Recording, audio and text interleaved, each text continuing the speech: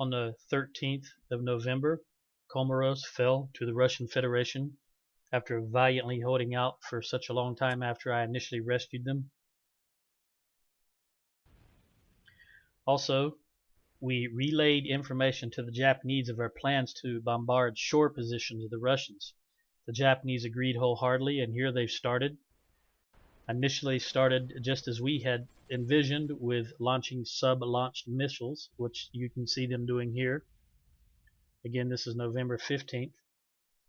In addition to launching submarine missiles, they also use naval vessels for shore bombardment.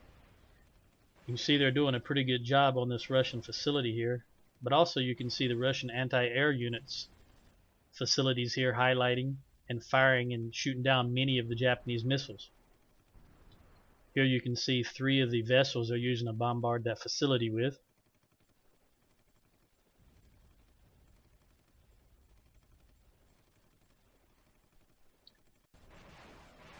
Russians are once again launching deep strikes into Japan, going to Tokyo proper, as you can see here.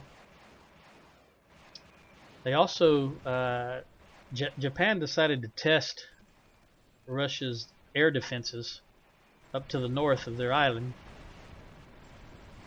after I told them it was suicide to fly up there, but they decided to test themselves. Russia is still, as you can see from her aircraft, even though they're taking a pounding, they're still going in on deep strikes into Japan proper.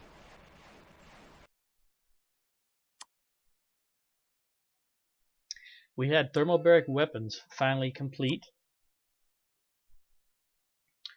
and we're going to actually start researching that particular thermobaric missile.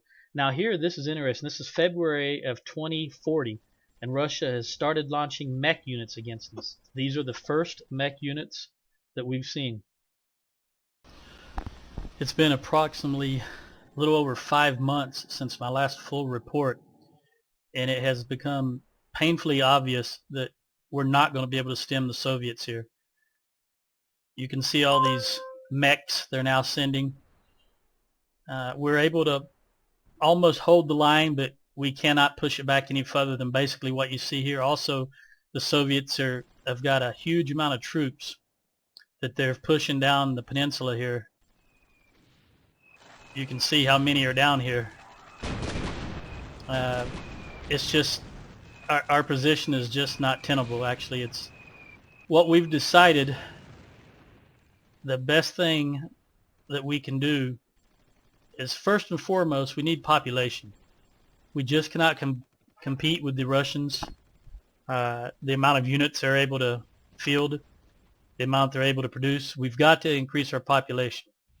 So what we've decided is we're going to launch an assault onto this area here. Now, Russia is actively bombarding Indonesia. They're pretty much active all over the place again. But what if we can come down and take this entire large island and get all of the population that comes with each one of the cities, that will help us. So that is going to be our next goal. We're going to launch an invasion. It will be possibly spearheaded. The Philippines is our ally, so more than likely what we'll do is we'll move aircraft and assets down here to Puerto Princesa, and from there we'll launch an invasion of this large island. Our goal, we think, is to take this particular city. I'm not even going to try to pronounce it. Bandar, I guess I will. Bandar Serabegwan, I don't know for sure, something like that. But as you can see, it has an airfield, a sea pier, and a barracks. So that will be our starting off point. The big unknown is how many Russian Air Force units will come to the defense of this island, and how many Russian Air Force units are on this island already. Again, here's a Russian battleship shelling Indonesian ports. But that's it as of February 21st, 2040.